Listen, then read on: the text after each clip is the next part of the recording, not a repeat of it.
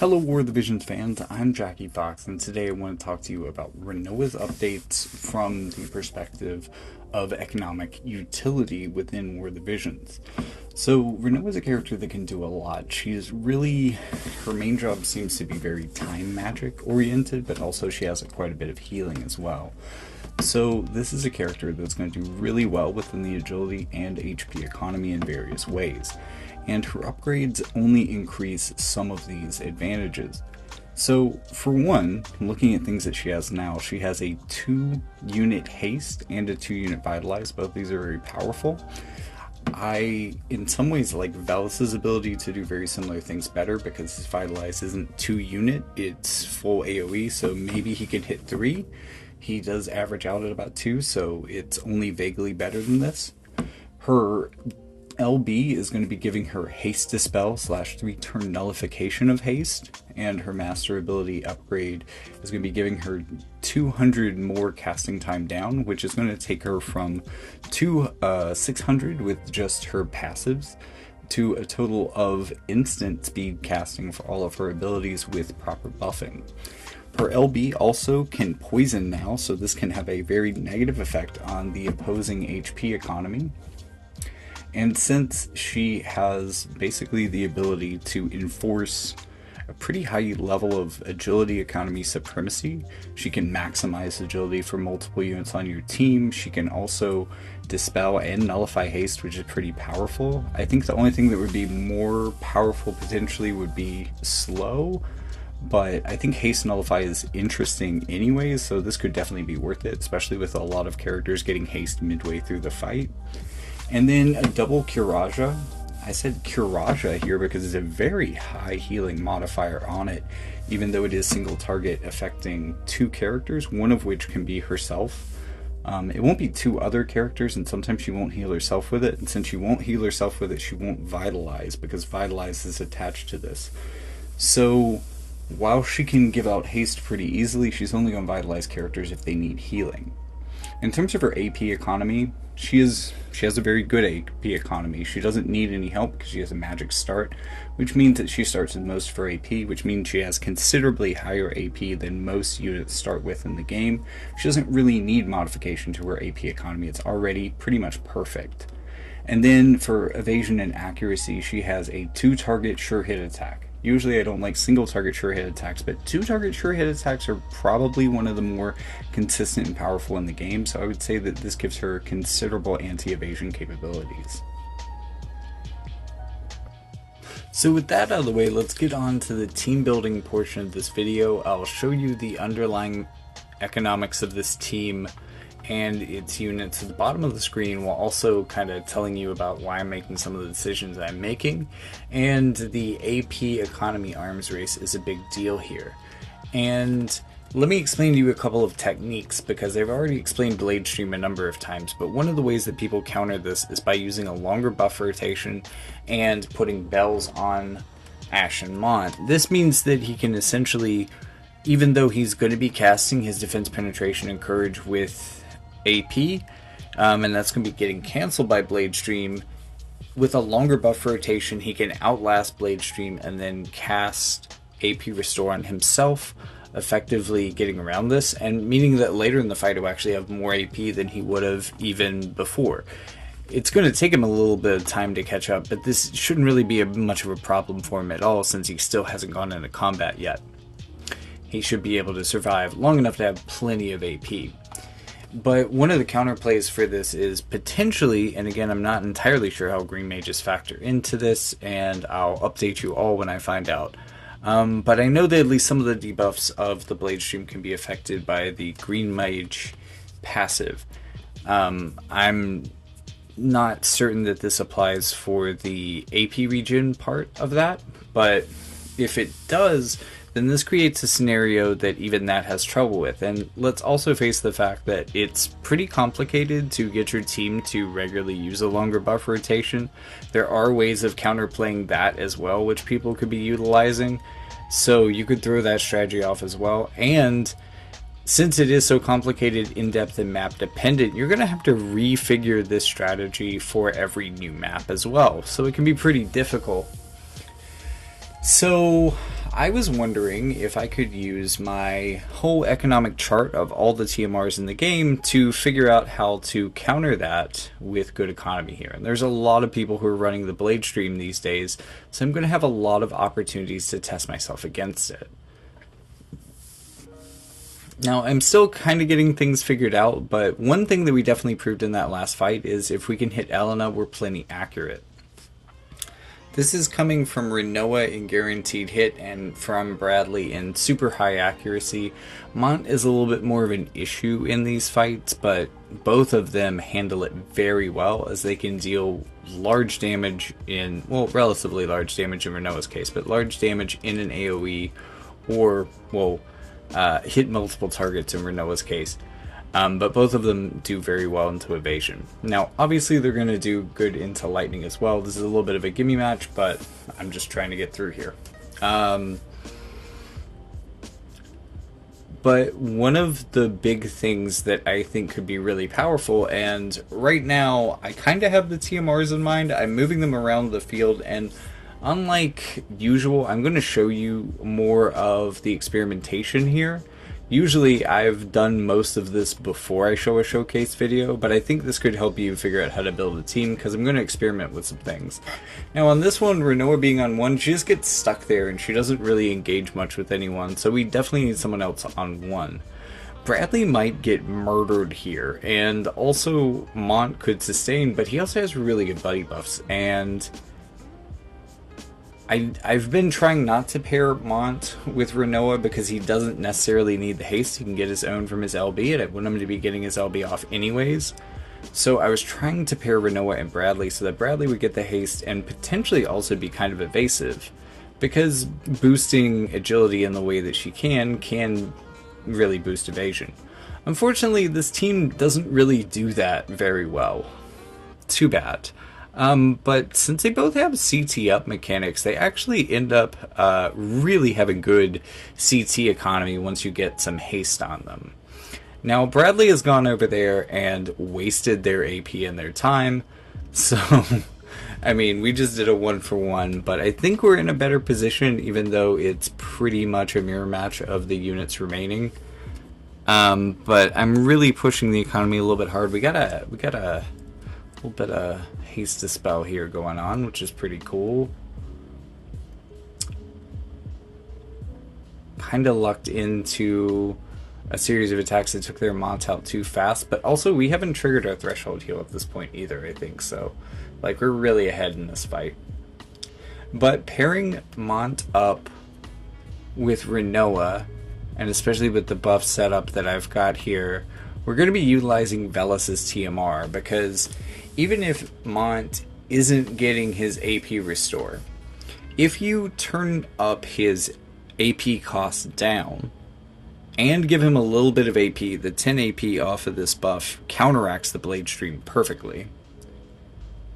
But also making him more AP efficient can make him able to power through into longer fights without having to worry about his AP economy, even if he doesn't get the AP up. But if he does get the AP up, he's still going to be pretty tough. Now, unfortunately here, I've switched back to Bradley being over here. So Bradley is going to get that AP cost rate down. He already has AP cost rate down, so this is really going to boost that. But he doesn't usually last long enough to have long-term AP issues anyways. So this formation kind of feels like a waste. Although, if you'll notice, we did just get into a place where we couldn't hit them, so we ran back and got our AP restore on. So Mont's still AP restored around it, even without a special buff setup. It's just a weird quirk of the map. I still don't like him in that slot, even though that's possible, because that doesn't happen very often either. It was just, again, kind of a quirk here.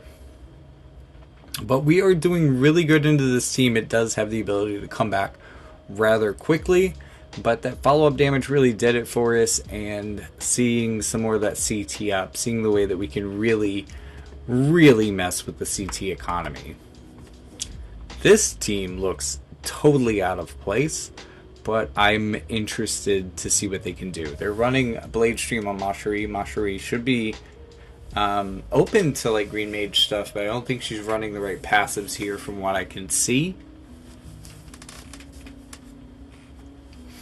But let me move Mont over. I really want to get that AP cost down.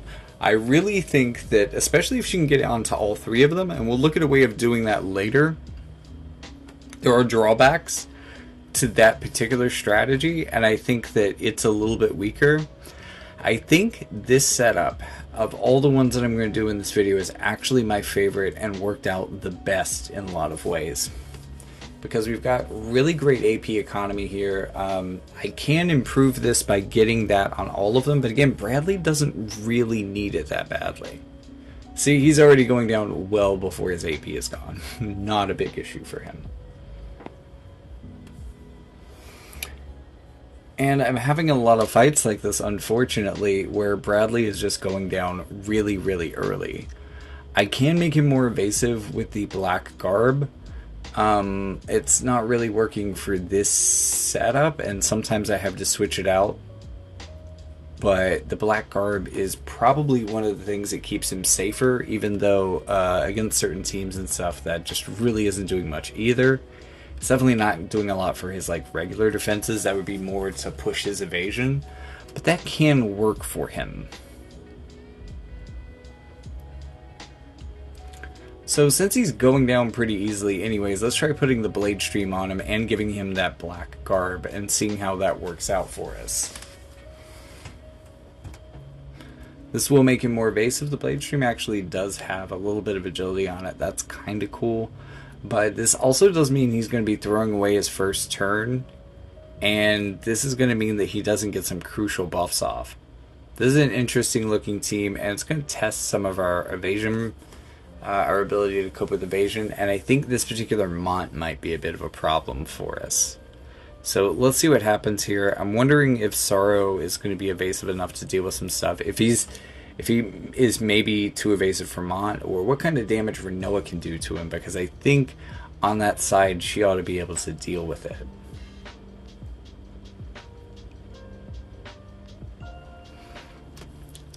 So they should be running low on AP now. It took them a little bit of effort to murder Bradley. We got through Mont really easily. So hopefully they're really running low on what they can do. They did get rid of my courage. It did do some damage to me, but I'm recovering nicely, and they should be really, really low on AP by this point. Ashen Mont really can't do much of anything. Died like a chump.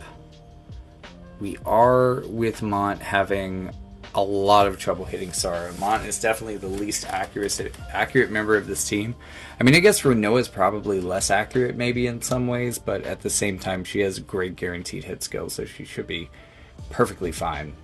The level 104 Sephiroth here is definitely the reason I picked it out. I don't always have the best matchup against this team, but I am running the Blade Stream here, so might as well deal with that.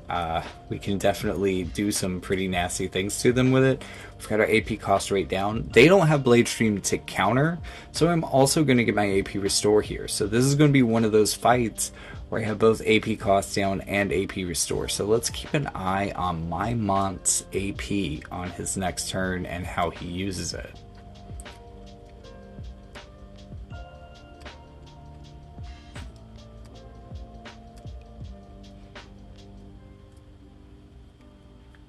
Okay, so that was pretty good. We're still over 100 here, and we hit pretty hard. Now we're down to 62, so that's definitely past the time that the AP consumption down is over, but you can see we had banked a lot of AP before that. And we're at 83 here again. We're just slapping. Only came down to like 57, so still hitting very hard and still have plenty of AP. Again, 78 going down to 52, 62 now and slapping. So we really don't have any big problem dealing with AP when we get both of those slings lined up. You can see those two are really effective at just making him able to dish out the most damage. Even with a less than like optimal damage build, still just dishing out the damage. So the modification I'm making here, Producer's Bowtie, the reason I'm using Producer's Bowtie is it's going to move Bradley's movement down to 2 for 2 turns, which is going to help keep him with the pack, keep him from running away, hopefully give him more turns to buff so the blade stream doesn't screw him up too much, but also maybe keep him in range of Rinoa so that she can buff him. This is also going to give him initial hate, which is going to mean that she is going to want to buff him whenever she is possibly in range. So this is going to help get things. And I think the buff pattern for this is maybe one of the better in the game. It would be a little bit better if Mont could get in range to be a part of that, because again, I've just missed him with that. But she got it. She got it. She threw the buff down twice. Two casts of that buff on that TMR, and that gave her 20 AP, which she absolutely doesn't need, but she has it anyways. So things are not seemingly going well. So, no, it's just really bad. Okay. Yup. Definitely got yeeted by this team. I think part of it is that Rinoa, in part, spent too many turns on that AP cost down. Not enough turns applying haste. We didn't start winning in the CT economy. She pretty much abdicated her responsibility in that respect, except for that one long range buff onto Bradley, but he died so fast that was barely effective. Yeah, we'll see if this round goes better. If we can get haste on Mont, that would be really nice. That's not looking like it. And we get counter blade streamed, so it's going to be more important that she gets the AP cost rate down on him. But she did not go for it. This is not looking great for us. Bradley's doing some good damage, though. We got through their tank at the very least. They got through our Bradley. Oh, so much damage. Oh. Okay. Those are some bad runs against Mont. I'm thinking that drawing attention to him with him being kind of a squishy member of my team is a bad idea. So instead of running the legendary armor on Mont and making him really thick, I'm going to do basically switch all of his gear with Bradley as much as I can. What this is going to do is mean that Mont is going to hold back for a little while, which might allow him to get more buffs in. There's not a bells on him, so this doesn't necessarily extend his buffing order that far, but it could. The producer's bow tie used in this way could maybe allow you to get around blade stream a bit, but I'm hoping that this is going to draw Rinoa to him and make sure that he gets the AP cost rate down. But she's standing in between them right now, which means you could get both of them with this. However, she wanted to heal, and now Cloud is baiting her. Cloud isn't doing the most damage to us, though, because this party is kind of all over the place. He is kind of hanging in there, though. I'm having some problems with him, but my Mont is dealing with their team. They couldn't hit my Bradley. The black garb is already showing its performance. And also, Mont is way more capable of dealing with the hate. You know, his last form was a tank. His last 2 forms were a tank. He has a strong tank lineage, so he can hold on to that initial hate, and that's interesting for him. So I think that formation is kind of working out better. I like that, and I like the one where Rinoa is starting beside him as well. I think Bradley is at his weakest in that form, and this actually gives Bradley a chance to perform at his best. So maybe it's a question of, do you maximize your star character, or do you maximize one of your weaker characters so that they don't underperform? Do I want my best guy to overperform or my worst guy not to underperform? How do I want to make this go? In either case, I think Rinoa is super helpful here. And again, I want to point out her casting times would be even faster with her upgrades. And her LB would be doing a lot of interesting things. But we haven't really run into cases where that would have swung the tide of a fight. The ones that we lost independent of most of those factors. The ones that we have all won, there weren't really any cases where we would have won a lot harder because of that. Although I don't quite know how I feel about having Mont use the blade stream. This feels wrong. He has really good buffs, but the way that he's pulling over because of his decreased movement, it's meaning that he's not really losing the turn. So the Blade Stream and Producer's Bow combo is kind of working here. I'm surprised at how effective it is at the moment. Mont with haste just dodge Skahal. So this Skahal isn't built for accuracy. Some of them are, some of them aren't. That's going to be a problem for him. Also, that follow-up damage. He did have the potential. If Resnick could have lined up that heal, been a little bit faster to get to her turn, she could have healed him, but it didn't happen. So here we are. We just cleaned right through that. But it was an easy matchup.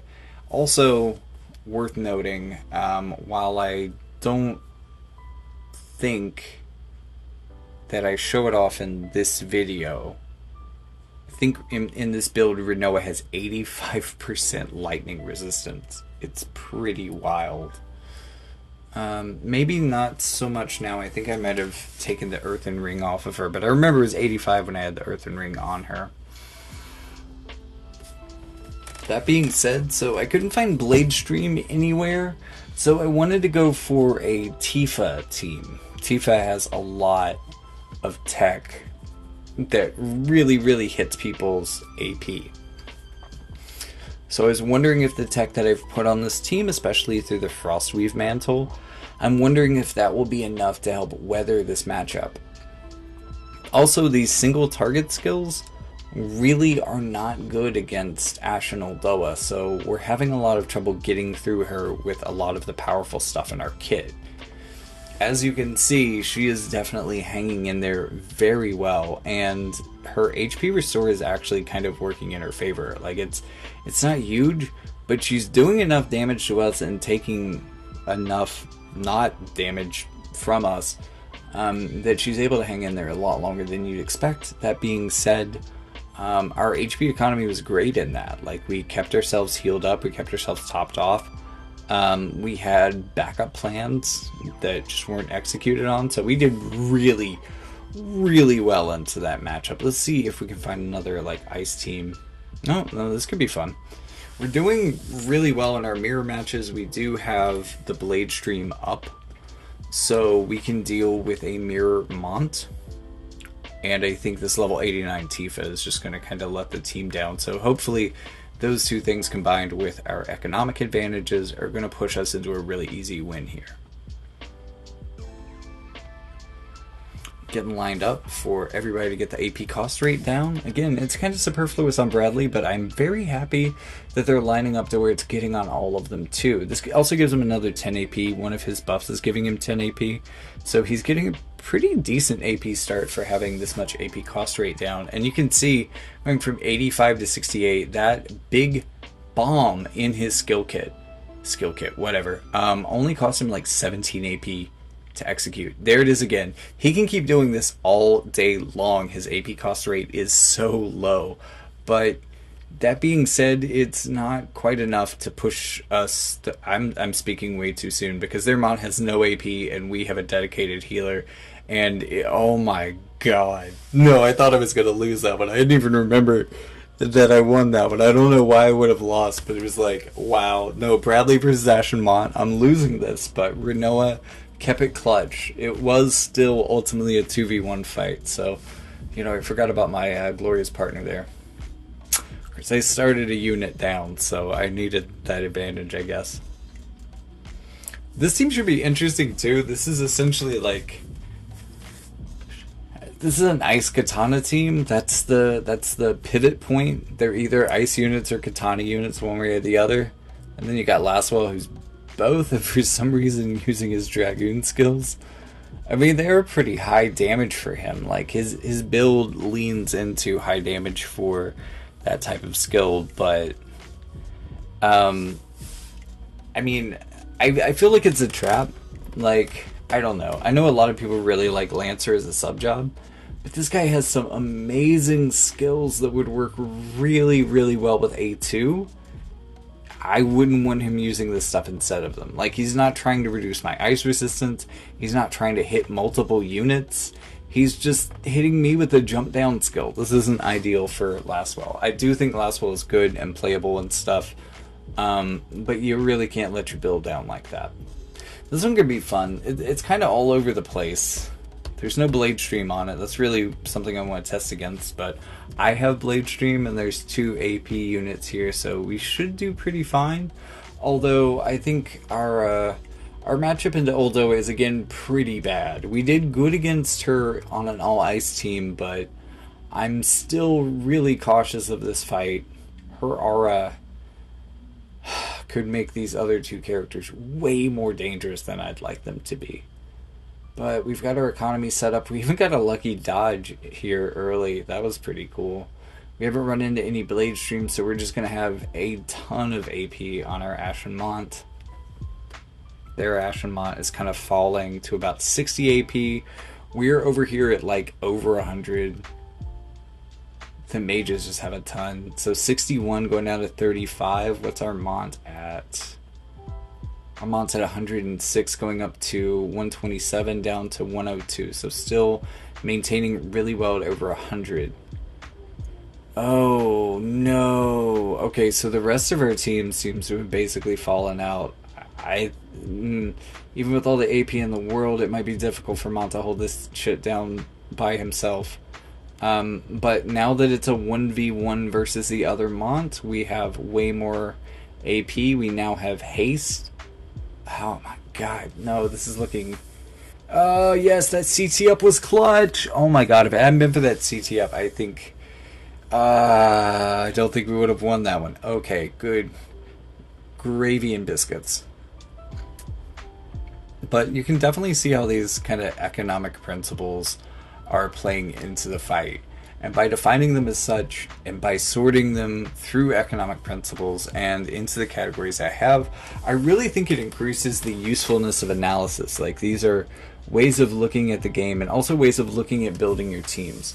These are advantages worth building up on, and you know, I think this really shows how certain types of things, like at the very least, I've sorted TMRs for you in a useful way. So I'll leave a link to that spreadsheet down in the description so that you can check that out for yourself. I really hope it helps you in your own team building, and I'm going to start filling it out more and more fully and updating it, unless I forget about it. If at some point in the future I've forgotten about this and you're watching this video and you're like, hey, Fox, this sounds great, you should definitely update this, let me know in the comments and I'll get right on that. But remember that the free-to-play option for YouTube is to like and subscribe. Also, leave a comment down there in the comments section. Click the link. I have books for sale, other channels, both on YouTube, Spotify podcast, if you want to listen to that. Also sell books. I write fantasy fiction as well as more realistic fiction, kind of like modern cyberpunk type stuff. So if you like those types of things, check out It Even Happens While We Sleep. Or alternately, Athena's Chosen. That one is set in a world that I created for my friends, in a game I created for my friends. We all played on kind of like a virtual tabletop experience. And then I wrote a book about their journey through the game. So that was a really interesting experience. I enjoyed it quite a bit. And I hope that just like I enjoyed that, and just like I enjoyed writing that story,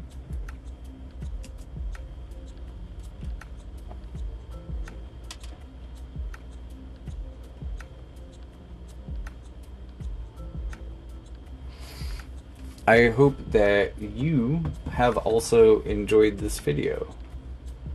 And I don't know how to, like, oh, okay, there we go. Cool. No, I had a little panic attack.